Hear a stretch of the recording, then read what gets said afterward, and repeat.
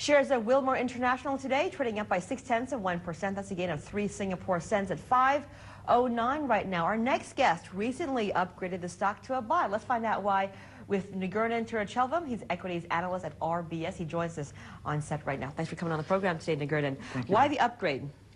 Well, what's led to our upgrade are two things. Number one, we expect Wilmar's earnings to be driven upwards by better soybean processing earnings as well as higher palm oil price expectations. On the valuation count, we believe that the Wilmar share price will trade in line with palm oil and soybean prices. It would move upwards as long as there's a shortage of these commodities. Even though Wilmar is a processor of these commodities, it would move upwards because the market doesn't distinguish between a producer of the commodities and a processor. But at the same time, what is the underlying fundamental that you think will push soybean and palm oil prices higher? Doesn't that come from a demand perspective? So where's the demand coming from? The demand for both commodities is very resilient. In China and India, there is strong demand from higher disposable income for both commodities.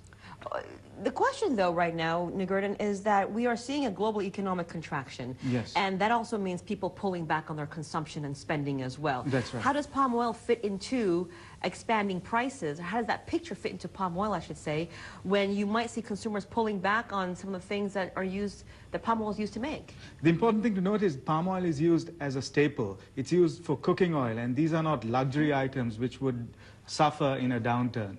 Why haven't you upgraded other stocks in that sector? What makes Wilmar so different from the other palm oil players in the sector? We've actually upgraded the whole sector.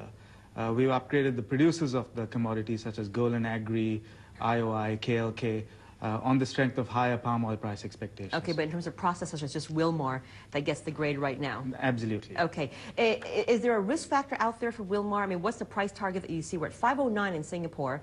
So at which levels would you start saying, okay, they've reached sort of like their valuations for investors to hold and not really buy into? Our target is 536. It could go even further than our target. Our DCF valuation is 536 on the sum of the parts basis. Okay. We see it at 619. In terms of the risks, what we should note is that a quarter of their earnings may be from trading, so that needs to be taken into account when looking at this. Okay, 535 is your short-term call then? That's correct. 3 to 6 month target? That's correct. Okay, Nirgunan, thanks so much for joining us today. Appreciate it. Nirgunan Tiruchelvam from RBS joining us here in our studios.